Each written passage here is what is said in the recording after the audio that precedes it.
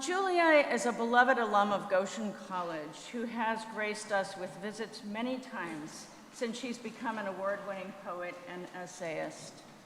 During her 2 years at Goshen as a student, she went to China on SST and published a book with the English department's Pinchpenny Press, Moss Lotus. Then she went on to study at New York University and to ultimately earn her MFA and PhD. Along the way, her first book of poems, Sleeping Preacher, won the Agnes Sterrett Lynch Poetry Prize from University of Pittsburgh Press, and 4 of her poems were published in The New Yorker.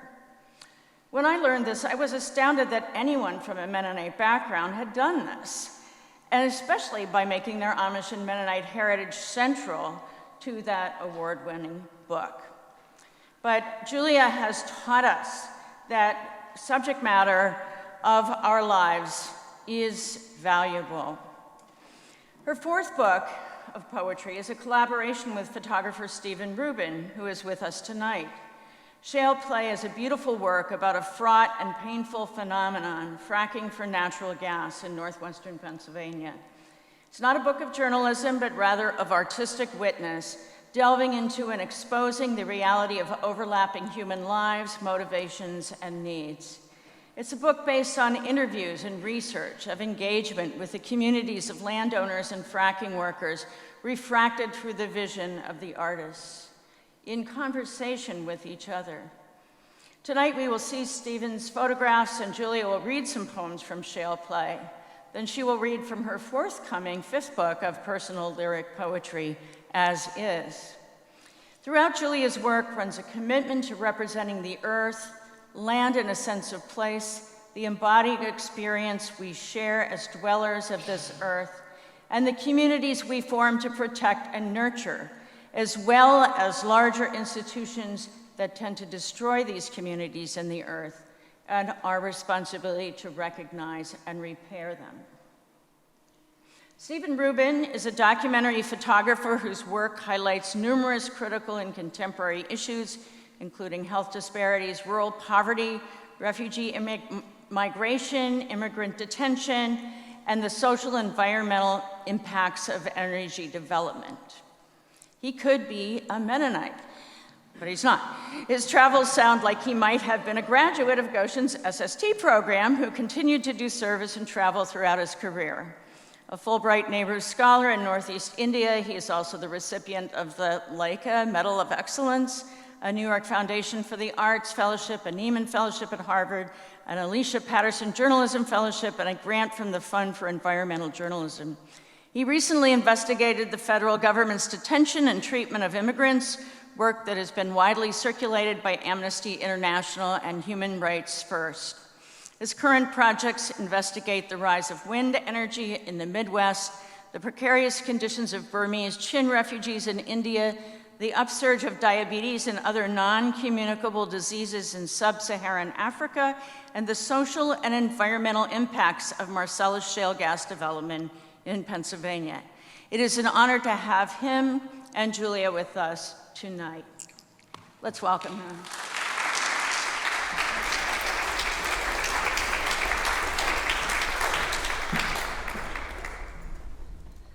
Thank you. It's lovely to be here again, to see so many beloved people, and it's a deep honor to read with you, Casey. Thank you. Thank you for your wisdom and your enthusiasm. I want to tell you, as I told Casey, that I have been reading Little Fish, and I read Fallow just in the last month or so. And the reason I read them is because I read Rob Zacharias' critical book, and the final chapter discusses both of these works. And I'm here to say, I know that book is ridiculously expensive, and it was published by my own university, but it is worth every penny. So thank you all for all the work you do in all the ways you do it. Stephen, normally, I mean, in other circumstances would be up here with me and would be talking, but we just, well, he offered this morning, actually, I'll say, he said, these are your people. Why don't you just read your poems? And he's going to speak through the photos. And rather than read from the new lyric collection, if you get up early, I think on Saturday morning, you can hear that.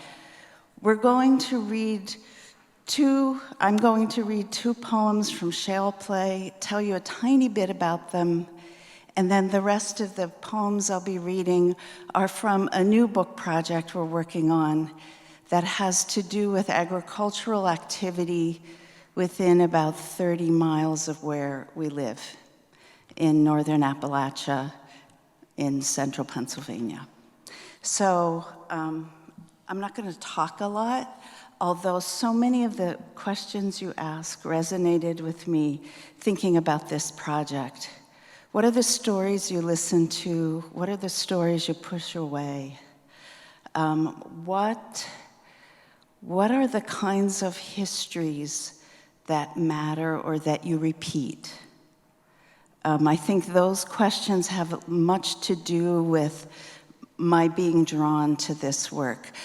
And before I start, you can hear? Okay? Yeah, awesome. Okay. So, I'll say that for much of my writing, I wrote about my own experiences and the experiences of my family and my community and the town where I lived. And at some point, I got tired of it. And I wanted to start listening to other people's stories. And so that's kind of what led me to this work, that and seeing things happening to the landscape in Pennsylvania where I grew up that I didn't understand and could not narrate. I couldn't figure out what was going on the mountainside. And that led me to ask questions and to listen to people. And the shift, for Stephen, I think he will often say, the shift for him was prior to this project, the story was always far away. It was always across the sea somewhere. And he, without knowing me, started photographing fracking around where we live in Pennsylvania. And I started listening to people and asking questions. And after about a year and a half of working independently, we happened to meet on campus and decided to work together. So that's really how the collaboration started. And I want to begin by reading one of the pieces from Shale Play. Shale Play is when there is a shale deposit underground. It also refers to the geological space on the surface that is being developed for oil or gas. It's called a play. So the Marcellus Shale Play is where we live. And I want to read this one especially because it mentions Calgary. So this is a transnational project, this extractive industry and these companies. It's really global. And I will say this pretty much happened the way I'm telling you. Happy holds forth at Fry Brothers Turkey Ranch on Route 15. A tall man with a mullet and jumpsuit strides toward a booth at the window, orders a hot turkey sandwich, water with lemon, and pulls out The Shack, paperback my mom once urged me to read. The shack is a house you make from your own pain, according to the author, a former hotel night clerk. The man prays over his plate, then looks up at me, watching, and smiles. Where are you from? I ask, because that's all I can ever think to say. West Virginia, but I live in Fairchance, near Uniontown. I tell him I went to Ohio Pile for my prom picnic, and that's a lovely part of the state he's from. Nah, he says, it's just a river and mountains where someone built a hotel and store a long time ago to make money. Then he waves at the taxidermy. Look at those turkeys. How many $8 sandwiches come off one of those birds? It's just people taking what they can, like we're fracking some poor farmer's field out on Route 6 right now. Cal frack, like it says on the suit. Calgary's the base. Fracking's what we do. We pull the earth apart with chemicals, sand, water, and enough pressure to strip the paint off your car. It's government and big oil in cahoots like usual. I have a load of hydrochloric acid in the parking lot. He shifts his fork. I ask how long he's worked this job. 5 days. It's 6 on, 3 off, 6 nights on, 3 off. George Bush, and I voted for him, changed the law. Used to be 70 hours a week in a truck meant 70 hours. But now, if you're standing or driving on a service road, it doesn't count. While I wait for my stage at the well, it doesn't count. Can't sleep in the cab, can't escape the noise and odors. I'm not a bad person. Sure, I have regrets. Wish I hadn't been an athlete, should have listened to my teachers. Shouldn't have let my sister and girlfriends do my homework, but I'm not a bad person. I was an iron worker, had a job in Morgantown supposed to last 2 years.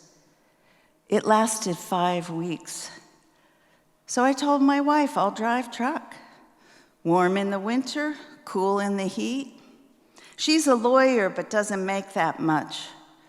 Public defender. She says everyone gets a fair trial. But look, what we're doing out here is not good. I sit forever in the cab and pray, take me now. Are you a Christian? I'm sorry, it's just I'm so tired. The poison that comes up, they pump back into wells. It might seem okay now, but what's to say it'll stay put for 2 years or 10? Or how about when our grandchildren grow up? You ever read The Shack? It's my life, the first 5 chapters. I read them over and over. My nickname's Happy. Happy, I tell him. Your lunch must be cold by now. See what I've done?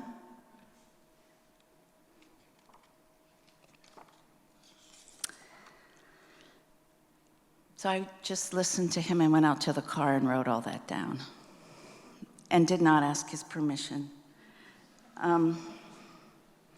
which I'm not exactly proud of. But I also know that people that work in the industry are not allowed to discuss it. So thank you, Happy, and I worry about his lawyer wife. The next one I want to read from this book is a bit longer, and it was made in a very different fashion in that I sat down. Stephen and I started meeting with a group of activists in southwestern Pennsylvania, not far from Scottsdale, if that's a light on your mental Mennonite map. This all happened pretty close to Scottsdale. And we got to know these people, and at one point, one winter afternoon, I just went and walked around the farm with this woman and then sat in her house and listened to her and wrote down many stories. And was also, she had testified in New York State when they set a moratorium on fracking there. And so I could also hear her voice in some recorded things that were online for a while.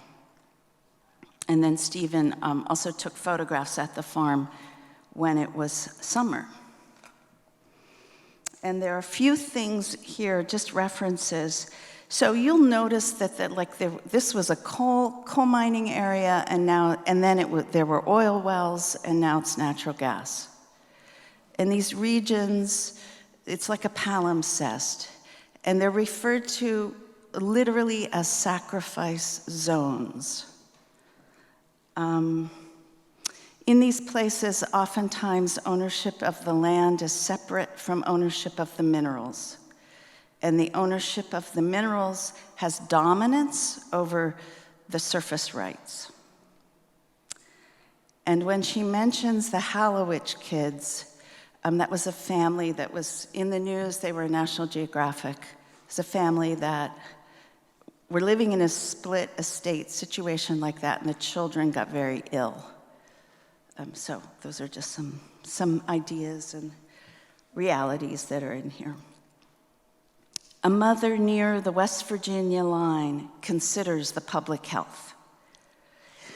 The industry thinks I'm too dumb to back down. They don't know I do this for my mom and dad. They were 69 and 71. He had pulmonary fibrosis, worked with asbestos all his life. She grew up near the coke ovens back when the kids were sent into the mines to pick coal. So they both had lung problems. But their home, the next holla over, sits 350 feet from a compressor station. We sealed the house, set up an air scrubber, but 4 of their neighbors passed last year too. We bought the coal rights to our 115 acres because we know the company will come right up to your door. But we let the gas rights go, just didn't see this coming. A gentleman from New Jersey leased our land. One day we come home to find pink ribbons tied in the field, then bulldozers. They put in 4 shallow wells and a Marcellus well on a 5-acre pad 700 feet from our porch. The workers come in by the busload. All those strangers on our land 24/7 could have been rapists or pedophiles. For about a year, they didn't have a portage on. I looked out my window one morning to a guy peeing in the driveway. The dog brought in used toilet paper. The workers have to be young, strong, kids in trucks, 12 to 16 hours a day that should be placarded hazardous waste. They live on junk food. I know because we picked up the wrappers. Then our dog disappeared. We saw Sarah's tracks in the snow go right up to the well pad. When crayfish died in our spring, we knew the methane had migrated. Now you can light it on fire. Our neighbor put in a water line. We guessed their well had gone bad and they'd settled, but they paid for it themselves. We had water buffaloes 2 years before we paid to run a line in from the road. When they laid the gas pipeline, those big trucks drove over our water line and busted it up. When I hollered at the drivers, I got dragged into court. Me and our son, 4 years old then, both got an injunction. They tried to say I'm an unfit mother too, but the judge wouldn't hear it. I look at pictures of my little one from that time, and he has the same dark circles under his eyes as the Hallowich kids. He'd get terrible stomach pains, nothing we could do but hold him. My older boy had the nosebleeds and rashes. I couldn't keep him inside all the time. I'll show you pictures. If you speak up, you get security. We had guards here 24/7, armed and unlicensed in Pennsylvania. They got real interested in my walks down by the creek. One asked me, "What do you do down there in the evening?" I said, "I walk, and I have pawpaw trees. Want to come along?" He could have used the exercise. So he walked with us, and I got to know the night guard. His mom was sick the same time mine was. We're still in touch on Facebook. They drilled the gas pipeline on a weekend, but didn't go where the DEP said, so it blew out in our creek. bentonite and residual waste clouding clean water stocked with trout. That's when I cried. That creek flows into the Mon, and people get their drinking water out of that river. Another side effect of the drilling no one thinks about is all the swearing, and it's not just the men. Alternate waste disposal on site means they can bury radioactive drill cuttings in your land. When they drained the frack pits, they shook the tarp and bulldozed the sludge into the ground too. There's places we mow now, but we don't feed that hay to our horses. I can't plant a post there. Why don't they tell us not to grow food or let beef graze back there? The stock sale registers animals now. So if I sell hay to a neighbor, he sells his steer, and someone's sick from the meat, that comes back on me. People collect royalties on this well a mile away. We just care for the place and pay taxes. The well tenders come about once a week to the shallow wells and every day to the Marcellus. 2 or 3 times a week, water trucks come in here and draw brine, and every 2 weeks they blow it down. So whatever's in the line goes into the air. Once the brine tank vented for 45 minutes, my horse's eyes swelled shut and one went blind. They've had the nosebleeds. There's a big gum tree near the well that loses its leaves in the middle of summer. We saw clouds of silica sand blow off train cars over the Little League field, and someone was holding a newborn there in the stands. When I complained about them parking the silica trains by the elementary school, the gentleman said, "It's just sand. Your kids play in it." We didn't have internet before this, but you have to follow the permits because the industry tells you nothing. You have to go to the courthouse and pull your file, and when you find out what they did to your land, you're just sick. Let them think I'm too dumb to back down. My son won't play on any t-ball team with industry logos on their shirts.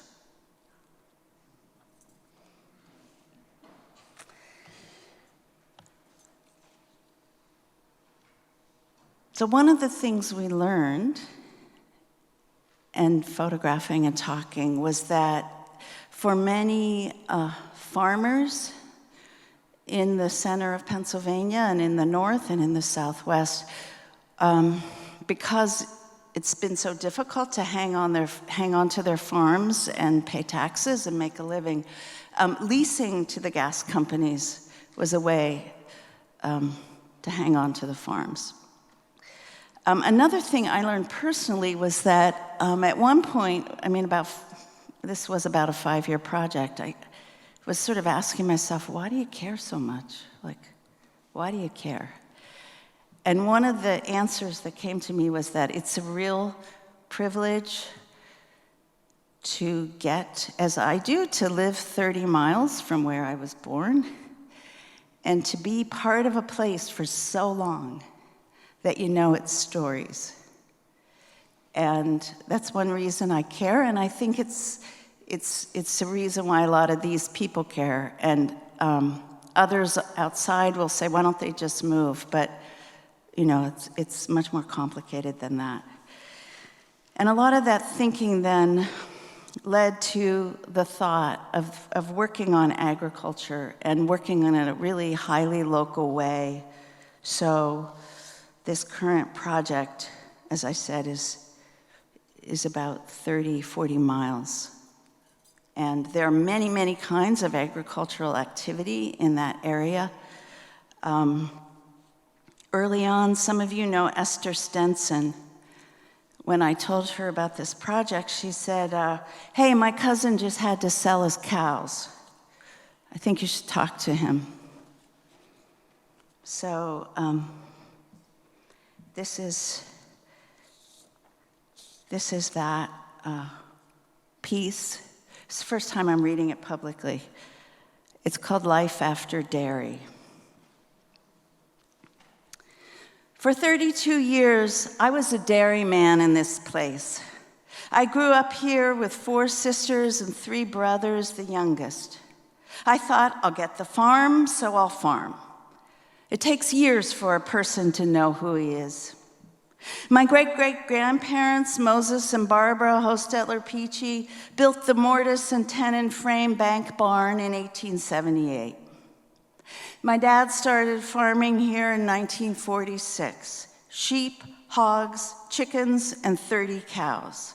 I still have his feed charts and recipes. When milk prices were low, eggs paid for the cow feed. I dreamed I'd farm as in times past, but I had to build up a dairy herd and ship milk. We began with 15 cows, and by 1989, we had close to 40. Linda grew up on a dairy and chored with me until the children could go to the barn. I've seen changes. On the crop side, GMOs and hybrids, drought-tolerant seeds, alfalfa that's hardy, and regrowth and yield. We plant corn earlier in the spring. You'll notice we've had earlier springs. You can cut hay by May 5th anymore. Used to be May 20th. Used to be you'd be doing good to get 4 or 5 cuttings. Now it's possible to get 6. And there's genomics to select traits in cows that yield high-protein milk, more butterfat. But a cow is still a cow. She still has to be milked and fed. It used to be just chop, silage, and hay. I fed them haylage and bought protein mix. I let my cows to pasture in spring, summer, and fall, the old-fashioned way, across the road at the foot of the mountain. The downside of all the science is increased cost. By about 1995, I felt the noose tightening around my neck. How to pay bigger bills with the same money? Real estate, equipment loans, acreage insufficient to feed my cows in dry years especially. The cost of feeding a cow keeps rising, but the milk prices don't. True, 2014 was a banner year. China and India bought milk protein and dry milk so I could make payments and put new stanchions in the barn. My dad had last replaced them back in the 1960s. A farmer always hopes things will get better. He watches the milk prices and looks pretty good, and then he's back to where he was. This time, it didn't cycle up. I couldn't pay for fertilizer and seeds. I had to reshuffle loans again. When you need money, a local heifer dealer comes around with Lancaster cattle dealers and begs to get good herd genetics. I sold out of my herd, so I couldn't maintain production. With older equipment, more expensive repairs. And then that last year was wet, so the alfalfa and corn weren't good, and that decreased milk production. I was always tired from stress. There's always work to be done on a dairy. Even in winter, there's pipes to thaw. In November 2017, I said, that's it. We can't go any farther. The lender said, there's life after dairy. Okay, maybe, but that's the standpoint of a non-dairy man. I milked the herd one morning, and the cattle haulers came, and I took 31 cows and 3 trailers. We chased them out, but they were determined to get back, wild-eyed, running toward their places in the barn. I watched my cows go down the road in those trailers and came into the house and cried. All my life, I'd worked on a farm with cows. I calved them, helped them breathe when they were born. They each have personalities, all of them named by my boys. You develop bonds working with them as they grow into the milking herd. Maybe you're away all day off the farm around lots of racket. And there's nothing like coming home and sitting down by a cow after she's been milked, resting, chewing her cud. My emotions were raw for at least a month, but the next morning a man came to the house and said they needed a driver and ground boy for a construction crew of mostly Amish roofers. I speak Pennsylvania Dutch. I have a good crew to work with. I get to see new places in Lewistown and State College. But you can't just flip a switch and say, now I'm a working man. A farmer doesn't think of hours. He just works when work needs to get done. He'll get up at 4:30, go to the barn year-round, maybe come back inside and sleep after milking in the winter. When he's baling all day, he'll chore early and bale hay or harvest corn into the night. Dairy farming ties you down, yes, but there's a kind of freedom. If someone dies in Snyder County, we chore in the morning and go to the funeral. Now I work every day. On a rainy day, I can't take a nap or stay in and pay bills. I've got to watch the time in the evening and get to bed so I can be alert when they're hollering for tools from the roof. On Wednesdays, I see the cattle trailers coming down the valley, and I think that would have been me taking a calf to the sale barn or going to the feed mill. There are no Wednesdays anymore as far as a farmer's Wednesday goes. I miss the farmer talk, milk prices, weather. I'm losing friendships with farmers because I'm not farming. Thinking about bills and the weather, I don't miss that. I miss the lifestyle, the satisfaction of seeing cornrows emerge or mowing hay as barn swallows swoop and dive behind the disc bane, catching insects stirred up by the harvest. The full silo and ag bags. I miss seeing a cow licking her calf as it tries to stand up, or my relief in seeing a down cow get up after being given IV fluids. I've thought maybe I wasn't a real farmer. There were so many stresses. But I miss belonging to something, the earth, the family farm, a kitchen table visited 3 times a day. I walk out and look at the crops in these fields and realize they aren't mine. I do not like to see an empty barn. The trails behind the house where the cows used to walk to pasture have all grown over with grass. So that last section, thinking about the bills and weather, it gets very lyrical. He wrote that. I gave him the draft that I had transcribed from the conversation, and he gave it back to me with some notes, but then he also sent me a page of loose leaf paper handwritten with that passage. So those are his words. So whether people talk about climate change as a human factor, everybody knows the weather is different. And spring comes earlier. It's also unpredictable.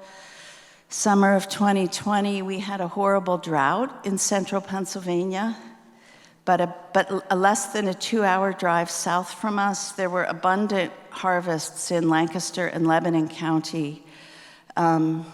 So in the winter, the farmers down there, conservative Mennonite farmers, decided that they would like to give a bunch of forage for the cattle in small Amish farms up north.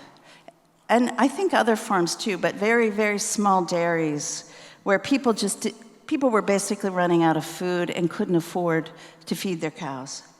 So we got permission from MDS to come and observe as they were loading up the forage in Lancaster and Lebanon. And then the MDS hired Mennonite Disaster Service, sorry for the initials. They hired truckers to transport the the food. And then we were able to observe when it was delivered at a little Amish farm up in Nittany Valley. And this is entirely, there's no language and there are no people represented, there are no people's language represented, but it's just a little lyric about that moment of when the food arrived, when the food showed up. January farmstead against a ridge. Laundry freezes on the line above a garden, matted in radish leaves behind the house. Under white skies, snow scatters silence until a shiny Kenworth lumbers up the lane. After a summer when no amount of prayer or labor could make it rain, the farmer bends over a load of donated forage, brings an ochre handful to his face, and breathes the sharp, fermented scent while his silo fills. 3 faces watch from a window. So many mouths, 40 cows counting the dry ones, calves in pens, carriage horses and a pony, their tack hung under names, neatly painted inside the barn, against which lean 3 runner sleds.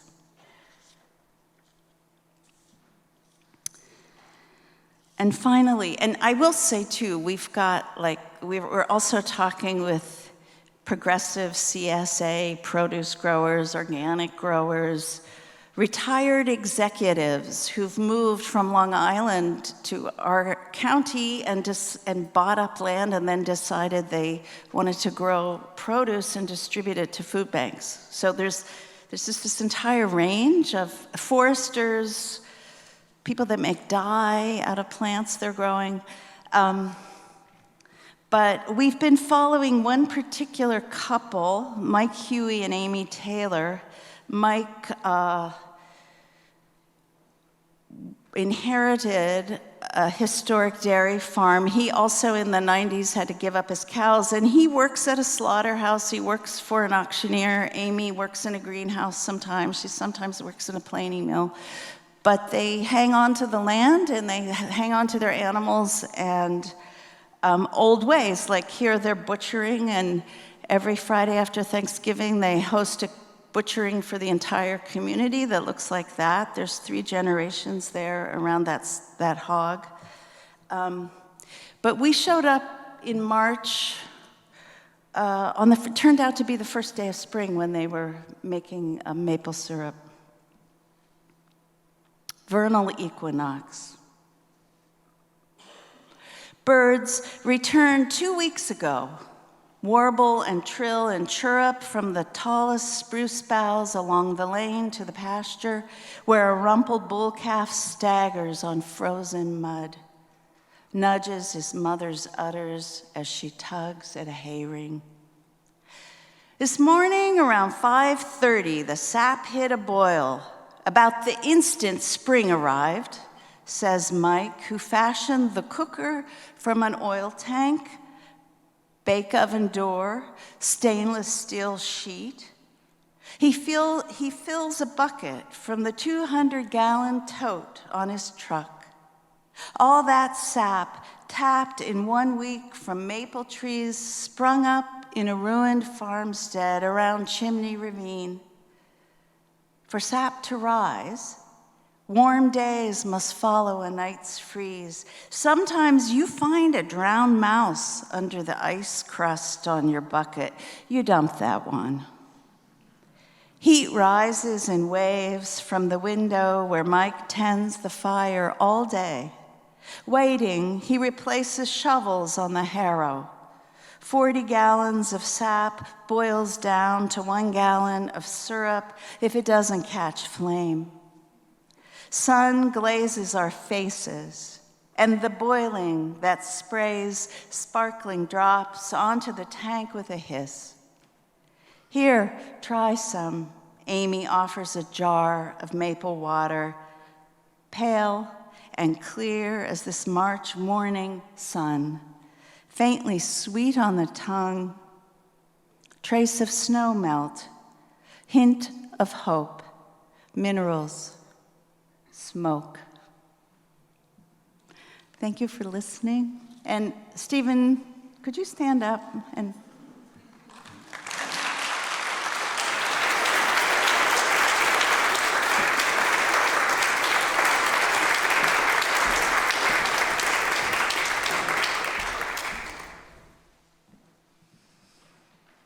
No, it's magnificent. Thank you so much. And I do have to correct my little mistake. Julia actually has 2 new books coming out. One is this book, As Is, she's going to read from on Saturday morning at a session. And then there is the Firm book that they are working on together, finding this incredible diversity within this 30-mile radius. I love this idea of living somewhere long enough to know a place's stories. Okay, so we're going to move on. We have a little reception for you. Fables Books, our wonderful local bookstore, has done this incredible job of amassing all these books for this weekend, and they are going to sell them to you, I hope. And tonight, Julia and Stephen and also Casey will sign books. There will be times throughout the conference where the other people, if you want to sign books, I'm going to try to figure that out for you, so I'll send an email. There are some times where it says, and others. But tonight, we're focusing on our guests. And so then another idea is buy books ahead of time for people whose signatures you'd like to get. So for instance, Sophia's signing tomorrow after her 10 o'clock talk, but there's not a lot of time there. Sometimes people may even have to find another time where they sign the rest of the book. So if you have your book already, you get it ahead of the line. They didn't pay me to say that. But anyway, go forth, enjoy the reception. We will have coffee at 8 o'clock in the morning the next 2 days, and the sessions begin at 8:30. So again, thanks for your wonderful attention, and enjoy. Yes. Oh, yes. Pardon me. Thank you, Jeff. And don't forget, at 9 o'clock, we have an incredible treat, a musical treat. We'll say 9 to 10. You can still get a good night's sleep. We'll see how long it goes. Jeff is emceeing this, and he's also playing in it. And we have a number of other people, Becca Lockman, Jessica Smucker, and Kyle and Caitlin, who are brother and sister. They do this wonderful bluegrass kind of stuff, and it's going to be in the Koinonia room down at the end of the south hallway. So you kind of walk from the books down, you'll find the room, and it'll have a sign. So, yeah, please enjoy. Thank you. Thanks for reminding me.